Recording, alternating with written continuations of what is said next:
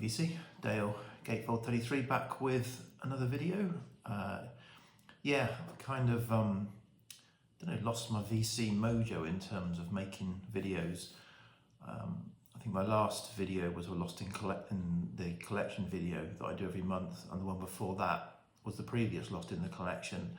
And I said I'd come back with a finds video last time, and then I'm in danger of heading towards the next video being another Lost in the Collection, and I'm doing one video a month. So yes, I thought I'd just jump on and try and get myself back in the swing of things with a quick finds video. Short, and we got tons of finds. So this is new or new reissued, and I'm going to start with my record store day finds. What? Yes, my record store day finds. So record store day was months ago, and I didn't go on the day because where I live there's normally 2 record shops that do record store day that I have a choice of. This year Elephant Records in Winchester, Alex wasn't doing it, so there was only one, and when I looked at what they had at 100 Records in Romsey, they didn't have any of the 3 things that I decided that I wanted on my list, so that would have been pointless. So so they weren't advertising them. So I've ended up waiting till the Monday when the record shops put their surplus stock online, and I bought from 3 bricks and mortar record shops online. So what did I get? So the first thing, and the thing that I was most keen to get, is actually CD, not vinyl, and it's this, Inventions for radio. So this came out late last year on vinyl, but it was a 6 LP set, I think, or maybe even more. It was quite expensive, nearly £200, and although I wanted it, I didn't really think it suited vinyl for me, because it's well, I'll explain. It wasn't something that I wanted on vinyl, but I did want on CD. And I previously had another 6 CD box of BBC Radiophonic workshop material at a previous record store day a few years ago. So this is a similar. It's on Silver Screen Records that put it out. Yeah, it's on Silver Screen, which I like what they do. I just never seem to get their stuff. Anyway, it's 6 CDs, and what it's about is it's BBC Radiophonic Workshop related, Delia Derbyshire related, but it's a series of radio plays by an artist, director, producer, whatever you want to call it, Barry Bermange, and sort of Delia Derbyshire and the Radiophonic Workshop did some of the incidental music for it, which is quite subtle, and probably, I think, did the slicing of the spoken word tapes as well to create the productions. So what it is it's, I think, 4 hour-long radio broadcasts shows where they have taken the thoughts of members of the public around Britain on certain subjects and got them to just say, almost say what was on their mind, what they thought about them, and then spliced it all together, and it plays as a sort of a continuous and sometimes repeated vocal piece with, as I said, some incidental synth, theremin type stuff in the background. So this is 6 CDs. So the first 4 CDs are related to each of the 4 programs, and then there's bonus material on the other 2 CDs, which I think was found in Delia Derbyshire's attic, thought long lost, and so there is some of the music extracted from the sound, because I think a lot of the stuff that was, when this was originally produced, a lot of it got wiped off the tapes, as was sort of seemed to be the custom in the BBC around that time. So it was thought lost, but I think some of it was found in Delia Derbyshire's mess attic of junk tapes that anyway. So so this is really interesting. It's not a musical experience. It's a cultural experience because it's recorded in it was 1964, 1965. So we're talking 60 years ago. The thoughts of often, I think, middle-aged to old. They certainly sound it, but then people did sound old in those days. And although they're it's around the regions, typically they're putting on their telephone voice. They're all speaking very BBC on it, even though they might be coming from. I mean, there is some regional dialect in there. And so the themes of the 4 shows. The first one is about dreams, and people talk about their dreams, and there are subcategories. Running away, falling, landscape, underwater, colour. People, they sort of sectioned it off, and people will talk about, in their dreams, oh yeah, I felt I was falling, I always feel I'm falling, or I feel I'm being chased, etc., etc. So you get that recounted by, I said, people from 1960s. The next one is about, it's Amor Day, which is that religion or the afterlife? No, sorry, that's a different one. I think it's about religion, and there's various thoughts on religion. The next one is the afterlife, whether there is an afterlife, what it would be like, what people think it is when they die and go to wherever that might be. People are giving their kind of thoughts. And then the final one is definitely, I think, all older people who talk about aging, and it's called The Evenings of Certain Lives, and it's talking about moving, seeing, hearing, the passing of time, then and now, sort of nostalgia in old people in 1960s Britain. So right up my street, this. Probably any of you watching were thinking, yeah, give that a wide berth, Dale, but absolutely fascinating. I've only dipped into a few of them so far, but looking forward to getting further into that. Okay, so that's the CD. The other purchase, well, one of my other 2 purchases,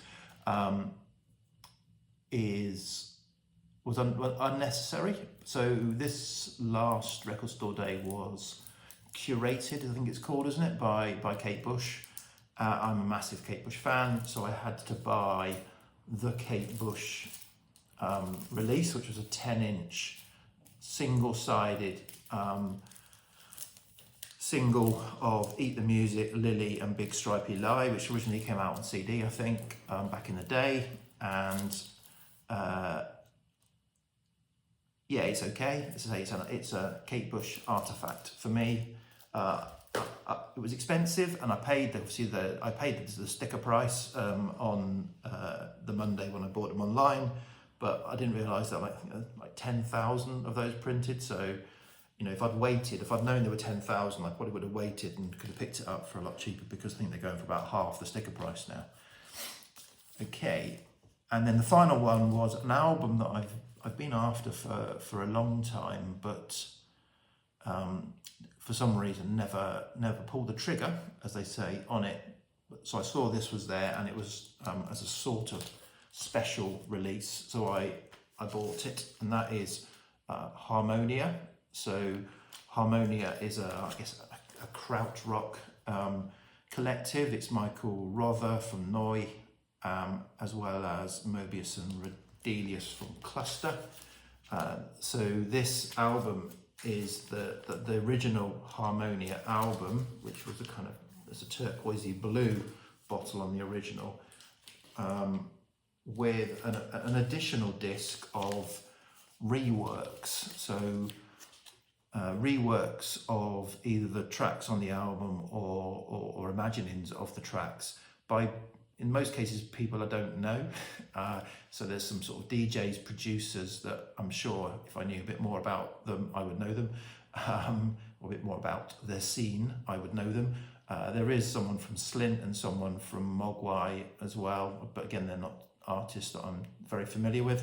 So yeah, they're okay. I mean, I'm not sure how many times I'm gonna go back to the reworks disc, but the album itself is interesting as a sort of krautrock album, because it's got sort of fairly different feel into different tracks. You know, the first track is quite a sort of edgy sort of track, but some of it is quite ambient, and then some of it is more, if you like, traditional krautrock with that kind of motoric kind of rhythm to it. So it's it's quite a varied album, and enjoyed finally picking it up.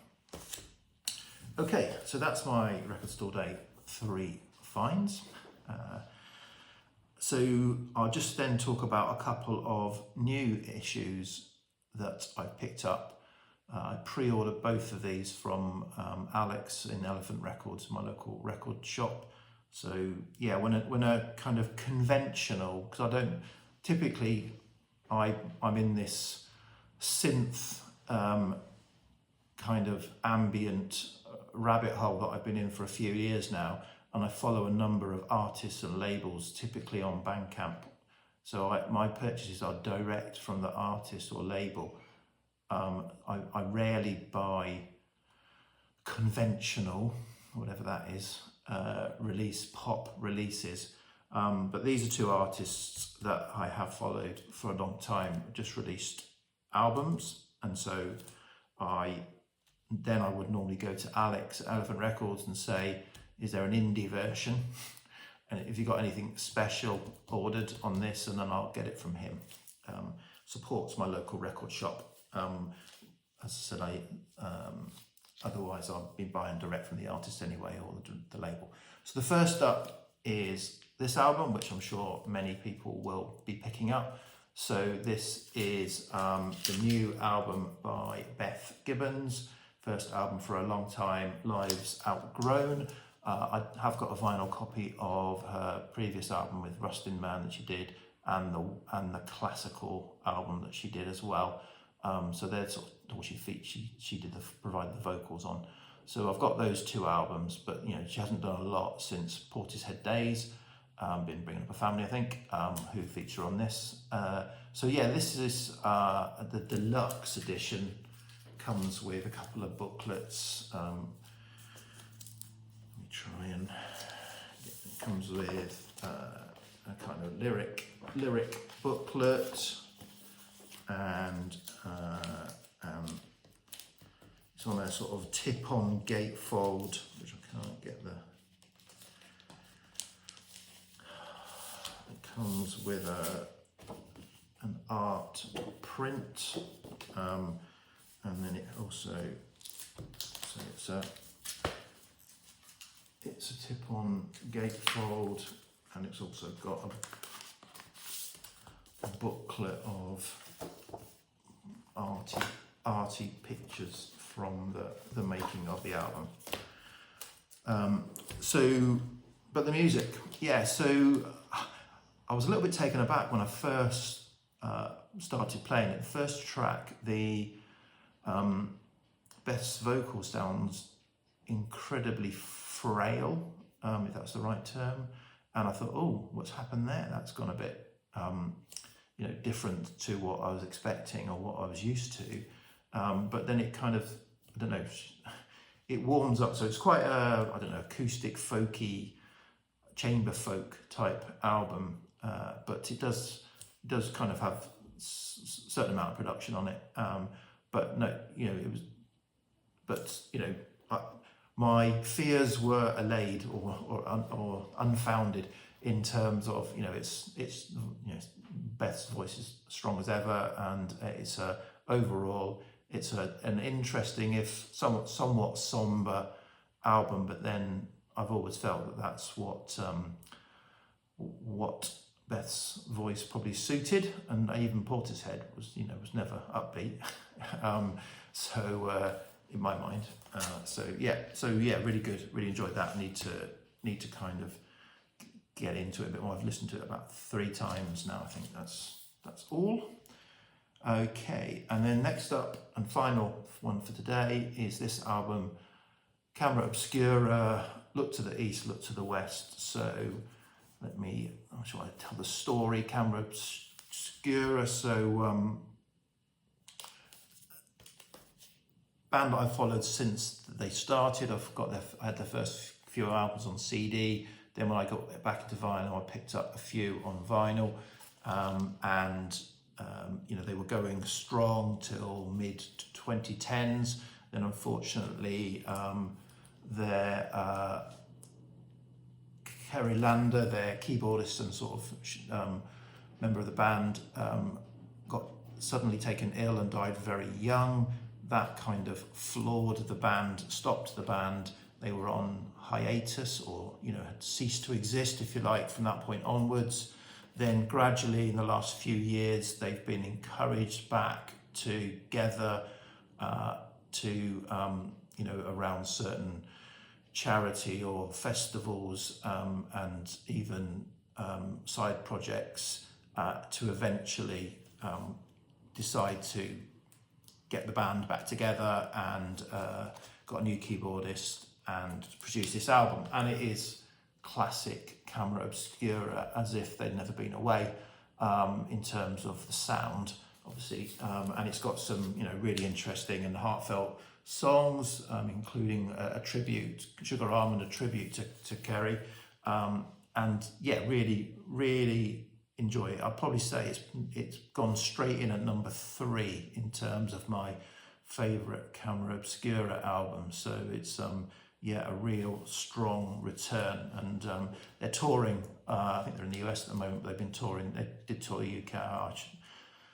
I didn't get my finger out and do anything about going to see them. I probably should have done, but I'll see if I can catch them at some time, because I would like to see them live. Really enjoyed that. So that is all today. I've got lots of used stuff that I'm thinking about putting a video together, he says. Don't hold your breath though, because I'm not sure when it's going to come. So hopefully I'll post this. Hopefully I've got my mojo back for the VC videos.